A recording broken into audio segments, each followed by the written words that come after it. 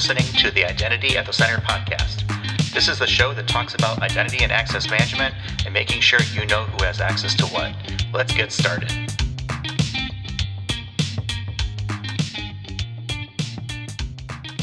Welcome to the Identity at the Center podcast. I'm Jeff, and that's Jim. Hey, Jim. Hey, Jeff. How's it going? Not so bad. Yourself?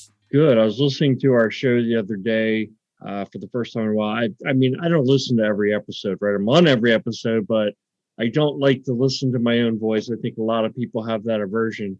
And I've got to say, Jeff, and so for everyone who's listening on a regular basis, they should know that you are the man behind the scenes who does all the editing work and everything and all the funky music in the beginning. And that's what really got me. I was like, whoa, we're like totally pro here. I was wondering if we're going to notice that. I kind of slipped that change in earlier this year. I figured, new year, let's maybe try something a little different. But I don't listen to our shows. Even when I'm editing them, I'm listening to them, but I'm not really listening to them. I'm looking for like background noise and like clicks and, trying to, make sure that it sounds as good as I can in my, totally amateur and I'm sure totally unprofessional way that I edit this show. So it is totally, I've learned a lot over 80 plus episodes at this point, but I appreciate that. So it's, it's cool. It's a passion project, I think, between the two of us.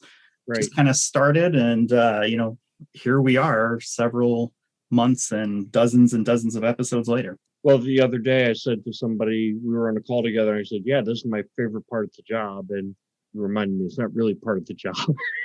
Yeah, it would be cool.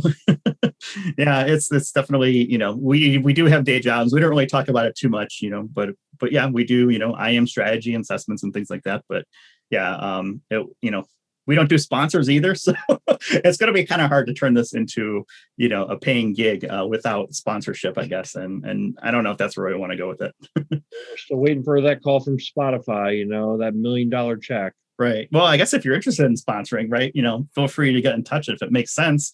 As long as we can keep it, relatively vendor neutral, I'm pretty open to anything at this point. I agree.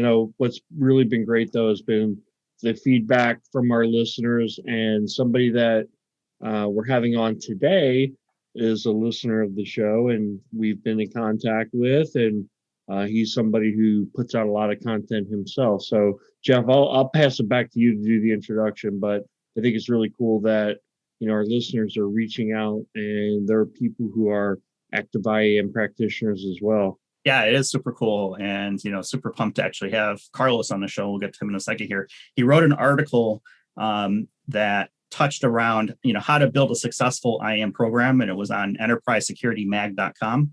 I'll have a link to the article in our show notes. You can kind of check that out.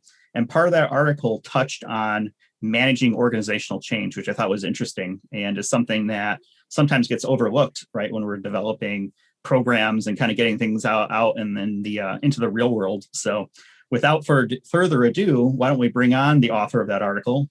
His name is Carlos Rodriguez. He's the Director of IT Security and Risk at Citizens Property Insurance. Welcome, Carlos. Thank you, Jim and Jeff. Happy to be here. And I will start with not only thanking you for the opportunity, but for the content that you put out every day or every week.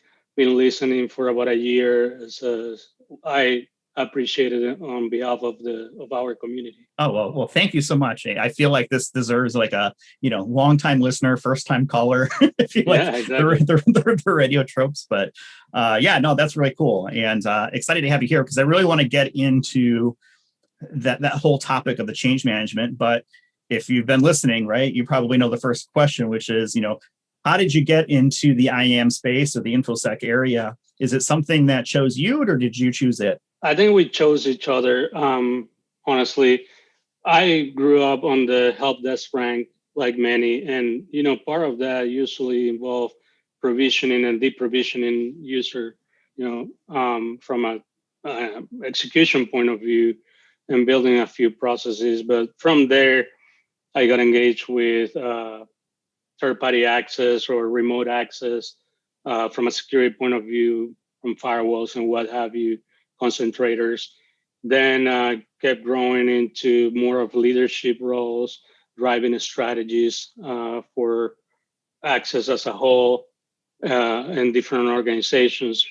My passion's always been in security, and I discovered a few years ago that access was key to have sound security for any organization. So, Carlos, we've referenced this blog already, and the focus on it was organizational or managing organizational change, right? It's such a big part of anytime you roll out IAM technology projects, new processes.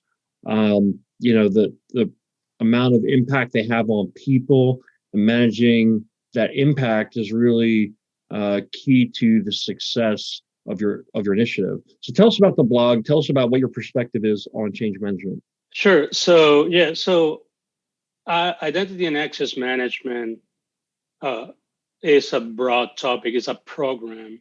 It's not a one-off. We're going to put MFA here and be done, or single sign-on. It's a big business initiative, and that's how I approach it. And because of who we are, we needed to have a stakeholder support all the way to the board of governors, of citizens. And you also have to realize, and I'm sure you all understand this, but you are changing the way people work and interact with data and systems. So usually it's very disruptive, right? And that's where organizational change management can help you to navigate the long journey, because that's the other point. This is a long journey. You're probably working on this piece this year, but next year you're going to jump on a different project and so on, and they all tie into each other. So there are different techniques for organizational change management that can help you navigate the journey and get the support from its stakeholders. I've always kind of felt that IAM is maybe only second to an ERP initiative in terms of how much it impacts and how much it touches the business. But in a way, I prioritize IAM because it's usually the first place that people have an impact with the organization. So if you are a customer, it's obvious, right? There's that whole registration and getting logged in and things like that. But even on the enterprise side, your first activity is usually onboarding to the organization. And can you access all these systems, and even more so with everybody working remotely now? But it's just that level of touch, right? It's such an impact on everybody, and it's that first impact that they feel. That is correct. And then you have you talk about onboarding, then you have to take those accounts down at some point in time, or change their access as people move through the organization. So it is an ongoing process from the first day, your first day, to your last day. We got to manage these identities. When you're managing change for the organization, right, no matter what it is, I would imagine that this is not a one and done type of situation, right? It's something that's going to evolve, and you're going to identify areas that you want to improve on, just like anything else, right? Things that maybe got missed the first pass. Okay, let's remember that for next time. How do you approach that type of situation where, getting it stood up and then getting it ready to go? Sure. So what we did was we brought in stakeholders from the entire organization, from all business units, and basically interview them. What are your strong points? What are your pain points? And based on that, we build a holistic a strategy that then we presented to them, and for feedback, part of the Agile side of the house. But there are different techniques for getting started. I was blessed to have an internal organizational change management team. And as soon as I started and found that out, I went to them, said, okay, this is a multi-year, very impactful initiative. Can you help me? And they brought in some techniques and presented to me, and what they usually lead with, and the preferred technique here for us is known as ADKAR. That's ADKAR, and it stands for the awareness, desire, knowledge, ability, and reinforcement. What does that mean? Well, first, you have to be aware that a change is needed. That's your awareness, right? And that's where communication starts to drive that desire for that change. And that's the most difficult part, right? You're changing someone's way of working, and that has an impact. Then you focus on that knowledge, training, how is the change gonna impact me, and what have you. Again, the training leads to acquiring the abilities that you need to have to support and sustain the change. And then the reinforcement is ongoing. You probably have heard a lot that we've seen a lot of technology projects everywhere that where we never capitalize on the promised land, right? Because there is another priority or whatever reason. Sometimes we don't finish our projects, and that's a reinforcement piece, and also measurement of the change. So it sounds like your organization takes change management very seriously. You talked a little bit about you had these internal stakeholders that you worked with. Talk to us a little bit more about that. Was that like I mean, I'm not sure if at your organization that's kind of formally established or you kind of reached into the organization to find people. I would think that it's kind of more common that you're really going to need to identify who are the people that can assist you in this area. But maybe talk a little bit about what your approach was in terms of identifying the people that could help you. It sounds, I would imagine as a new person in the organization, right, you need some kind of mentoring of how is this done successfully in the past, but then also you have to have people who have influence within the organization and the groups that you're trying to reach out to. Correct. So you touched on a few items that I did go by. One, I look up to my sponsors, right? Who were the sponsors of the project? In this case, the two VPs in IT. One is my boss who handles the strategy, architecture, resiliency, and security. The other one was the technology VP. Um, and within those groups, and the first thing was understand, okay, what is the business process here? Let me follow the money, if you will, right? That's what CISOs always go by. What are the key processes in the organization? I partner closely with our enterprise architecture team, who is a sister organization, and the resiliency team, also a sister organization. We're all on the same leadership. On the resiliency side, that was key because they had conducted business impact analysis already. So I just went there, look at it, okay, and then from there, I went to the process owners of those critical processes.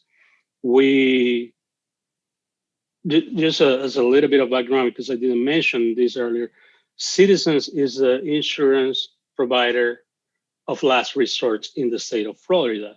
That means we provide coverage for those who cannot get it in a commercial from a commercial carrier. Well, that means that a big part of our mission as a company and one of our values is that of service. We have to be there for the policyholders when a storm hits.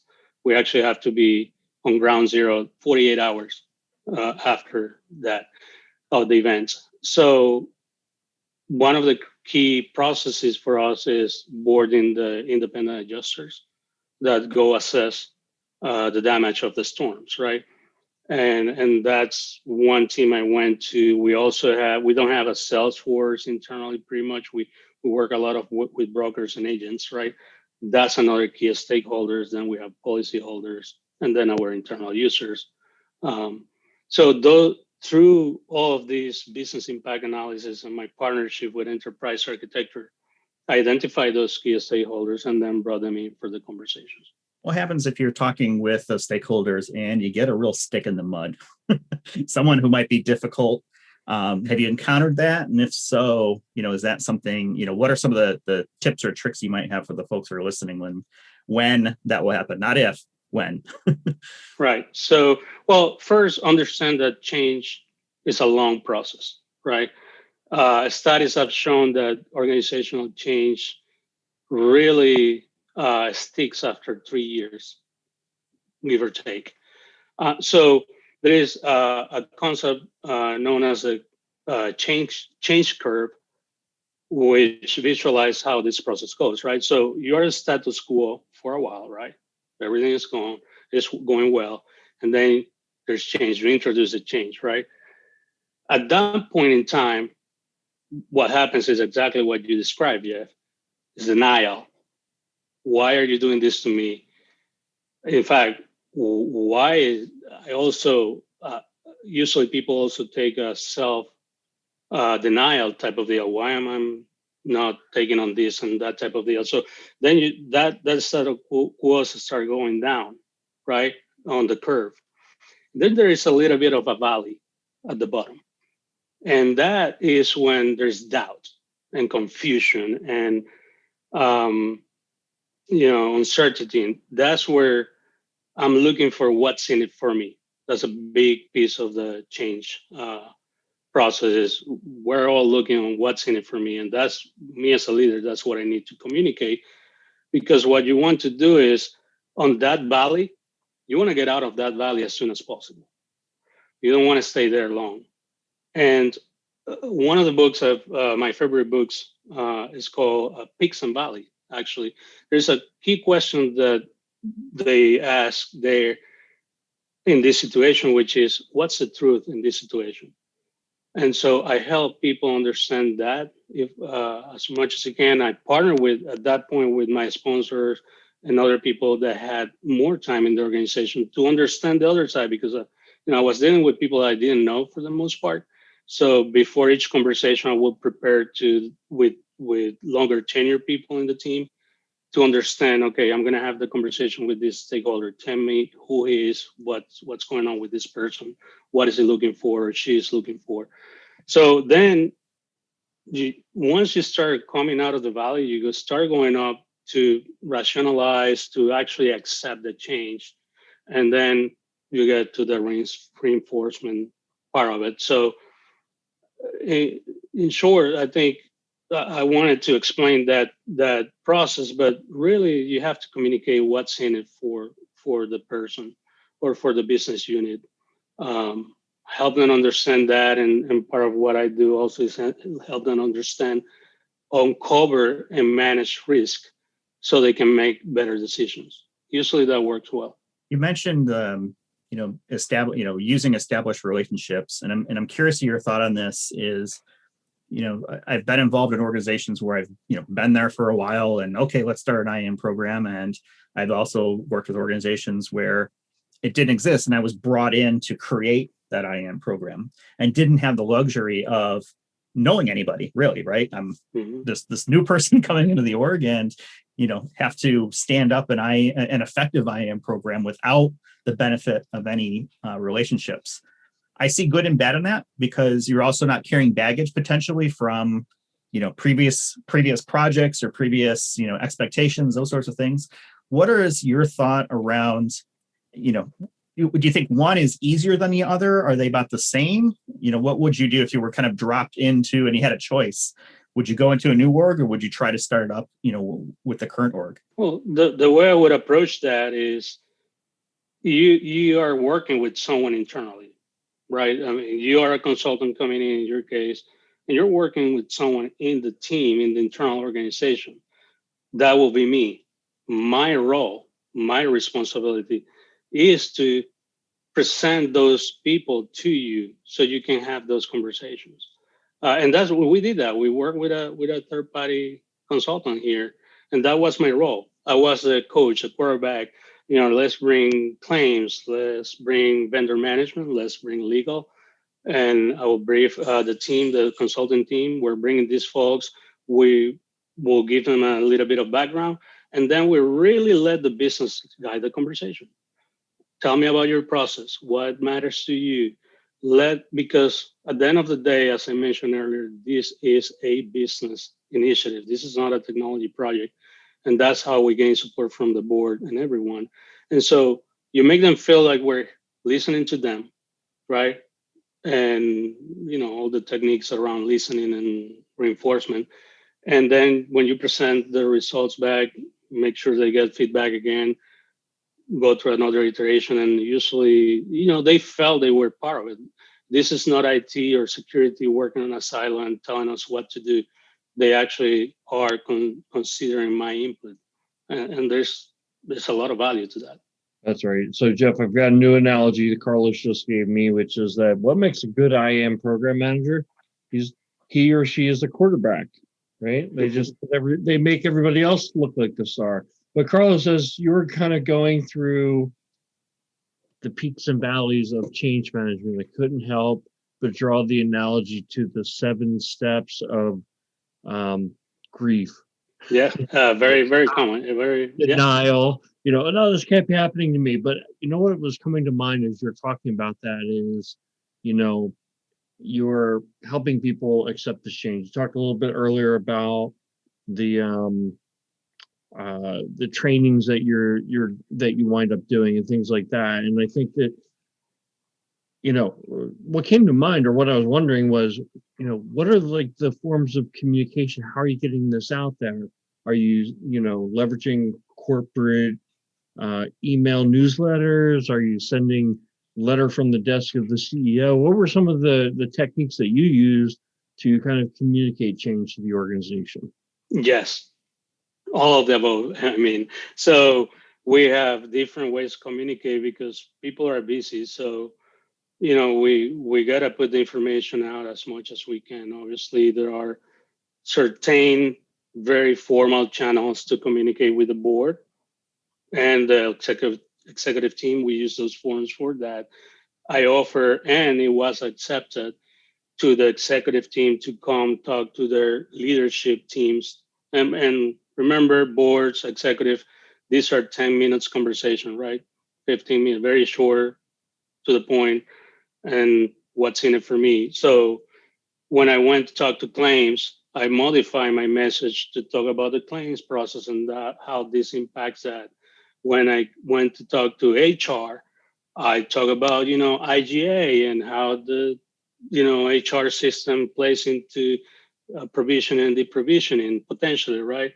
Because I knew that was a change that will impact them, and so on and so forth.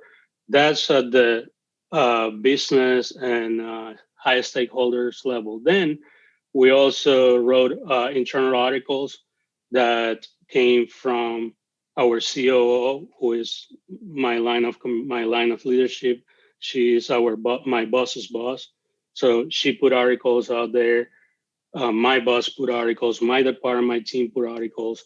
We also did, and then you continue to adjust based on the project you're working on, right? So MFA, when we roll MFA out, we put a lot of a series that we call Tech Talks.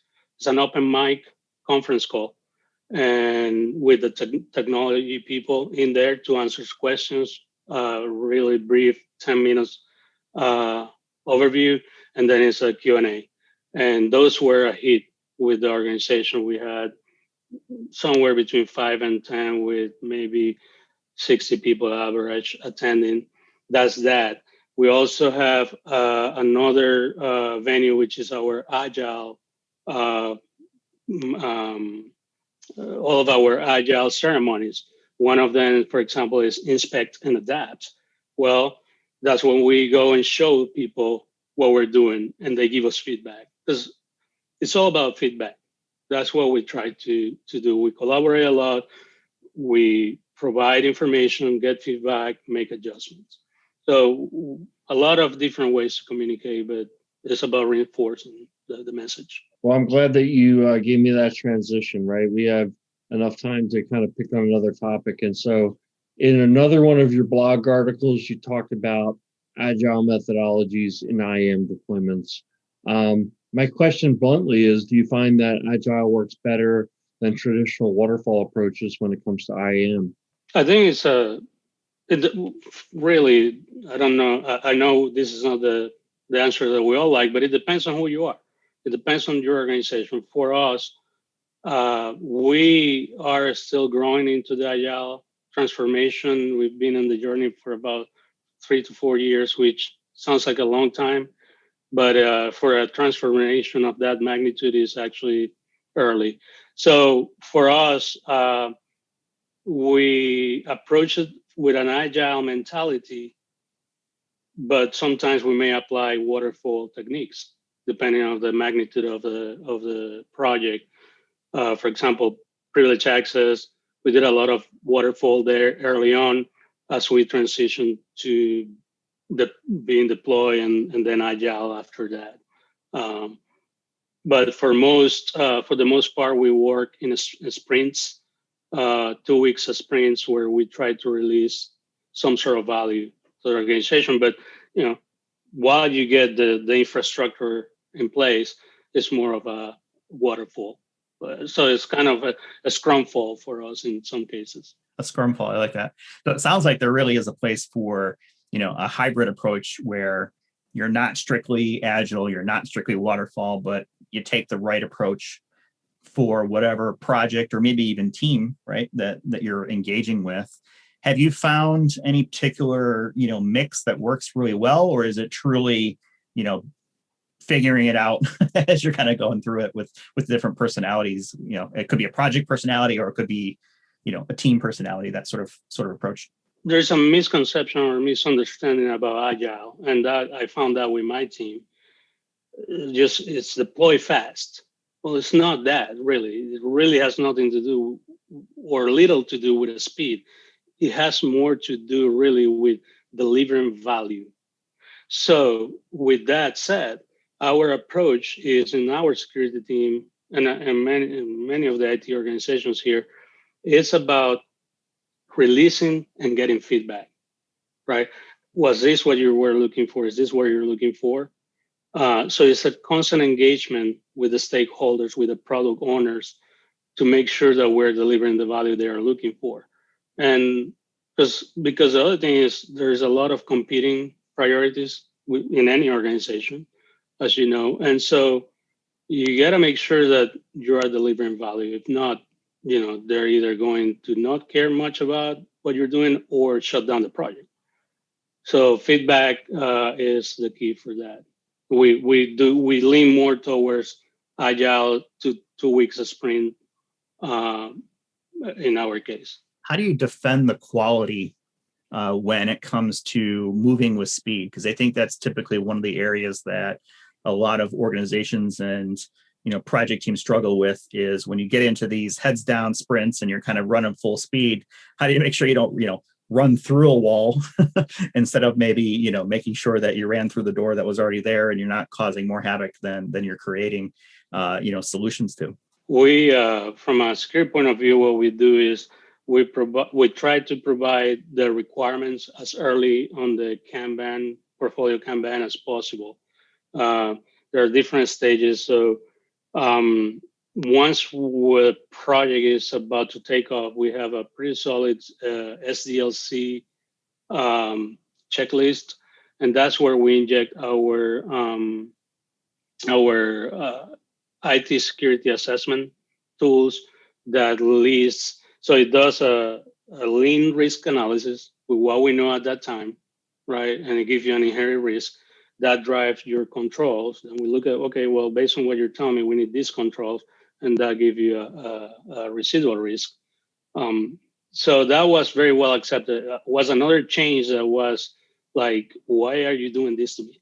Why do I have to now go through these things? But once people saw the value that we basically are not even in the conversations sometimes, because now what we're doing is the enterprise architecture team is running with that tool. And in the future, we envision we're kicking off our security champions program here very soon. We did last year, but the world changed last year. So we had to talk about Agile. We have to pivot and focus on other things.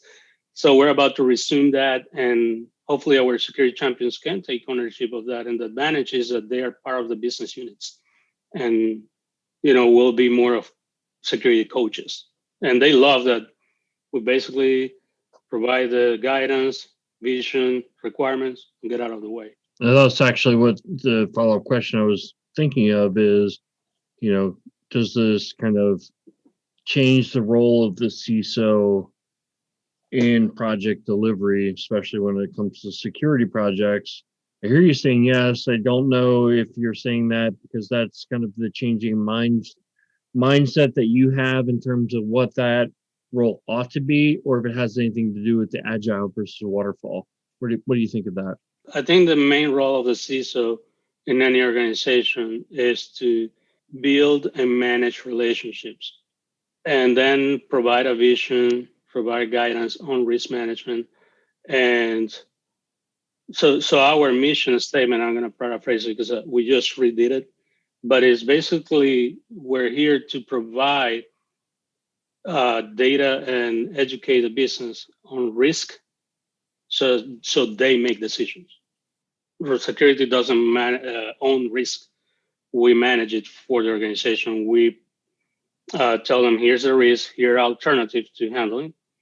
And then usually from an IT point of view, especially in other business units, they come to us and say, okay, how can we remediate this? Is it possible to remediate? And sometimes it isn't. That's one thing. The other thing that I try to do is promote experimentation because that's part of Agile. That's part of who we are. And I had a conversation this morning. Hey, why are we changing this? The initial guidance that we provided to the team. This was a conversation amongst the product owners for IAM or project owners. I'm like, well, we're not saying we're changing direction. Let me ask you this. Should we listen to what they have to say to see if there is any value and we should pursue that route? And the answer was, yes, we should listen to them. I'm like, well, let's do that. Run a small experiment. If it makes sense, we keep going. If not, we just say no. And some people would say, well, you're wasting time. But really what we're doing is we're learning.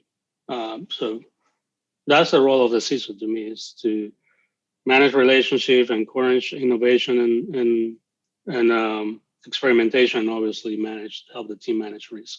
It reminds me a lot of a piece of relationship advice that I once heard, and I wish I knew who it was so I could probably give them credit. But it's not me versus you; it's us against the problem, right?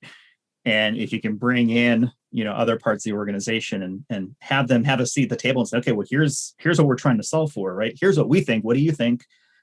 Usually, multiple heads are better than one when it comes to that sort of situation, and empowering the organization to make those decisions and those changes and to own things, I think, is a very important part of that too. So I totally agree with that. What are some of the, we're starting to come towards the end of our time here, but I wanted to understand, from your perspective, what are some of the things that you use to stay sharp, right? I mean, we've been in the space for a while, and sometimes there are multiple outlets of information, especially, in the age that we live in with, the internet. It's no longer the security magazine that gets delivered to the office so much, every week, it seems. What are some of the things that you use to try to not only stay sharp, but to really kind of understand the perspectives of some of the stakeholders maybe that you're talking with? Yeah, well, listening to podcasts like this is one. This one in particular, for anything identity, I stay up with, keep up with. Then I have a number of podcasts that I listen to from not only on security but leadership. I recently started listening to a couple on entrepreneurship because that helps me a lot to jump into these endeavors. But books, I really enjoyed the books from Miriam Hopner on identity, attack vectors, privilege attack vectors. Those are really great books on this area. Books on leadership. Also, B-Sides Conference, I am a big fan of those. It's very relaxed practitioners. I favor those now more than the big ones where you don't really get to talk to peers. And that's the last one, is peers, people like you that I can have a conversation with about anything, because at the end of the day, someone has seen the issues that I have seen. And the last thing I do, and that has helped me develop a lot, is I actually stay up with what my boss and his boss are reading. And I've been doing this even before I got to Citizens for a while. When I went into meetings, in their offices, president, CEO, COO, CIO, any chief. I will look at their shelves and just pick on it and see what they have been reading. And I went and got that book.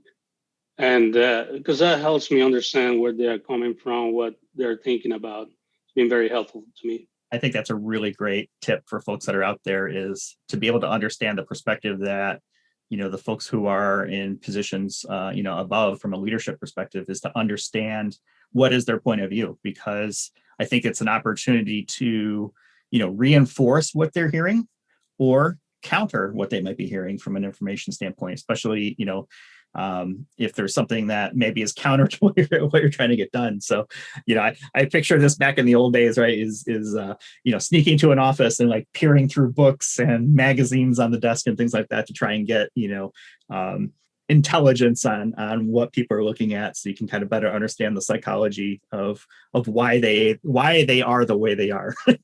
Right. Well, that's very cool. We're going to have links to the different articles that you've published out there on our show notes. Before we get things wrapped up for this show, any final words of wisdom, Carlos, that you can kind of throw out there into IAM land for the people who are listening? Well, from an strategic point of view, if you are building the strategy or reshaping it or what have you, remember it's a business initiative, it's a business problem. And in order to solve it, you need the business stakeholders to help you. Let them guide that strategy, and you will get support. Since I've been here, because I took that approach, I have yet to find pushback from the business. I like that. How about Jim, yourself? Anything you want to close out with before we let these fine folks go? I'm just so appreciative of Carlos being on the show and sharing his wisdom and his experience. It kind of reinforces to me that we do have a listener base out there, and that the folks who are listening are like us, right? Constantly thinking about how to, make the business more secure, how to make the user experience better. And, per the topic we discussed today, how to make it so that, the change that we're inflicting on the organization is accepted as well as possible, right? These are hard things. Change is hard to implement, change is hard to be on the receiving end of. But it just, having Carlos on today reminds me that, our listener base out there is so strong, and really love interacting with all of you who listen on a regular basis. And please reach out and connect to Jeff and I on LinkedIn. And I'm sure Carlos is open to that as well. He's very prolific in terms of publishing articles and sharing information on his feed. So please feel completely welcome to reach out and connect to all three of us. Yeah, that's a good point. I do think the IAM field is very welcoming. It is not a very competitive field, at least I feel, if you're in the trenches, right? We're all trying to solve similar problems, maybe not exactly the same, but there are, communities of people out there that are struggling with the same problems that you might be facing on a daily basis. And, if it's been solved elsewhere, there is no shame in taking what's been learned and applying that to the problems that you've already seen. You may have to tweak it, massage it, whatever it may be, but I think that's a great thing. And one of the things I like most about the IAM, industry itself is everyone is very welcoming. And totally echo what Jim said about connecting with any of us. We're always happy to have a conversation, and this podcast is proof, right? So, let's keep the conversation going. If there's, things that you want to talk about, reach out. Let's get it on the table and have that discussion. So, totally appreciate, Carlos. Thank you so much, not only for listening, but for being part of the show as well, and bringing your experience, your knowledge to the table for folks to derive benefit from. With that, we're going to go ahead and call it for this week. You can hit us on the web at identityatthecenter.com.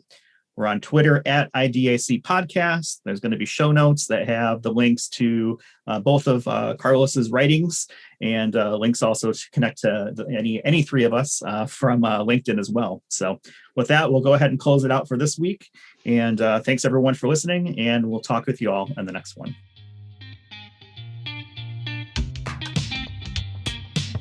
Thanks for listening to the Identity at the Center podcast.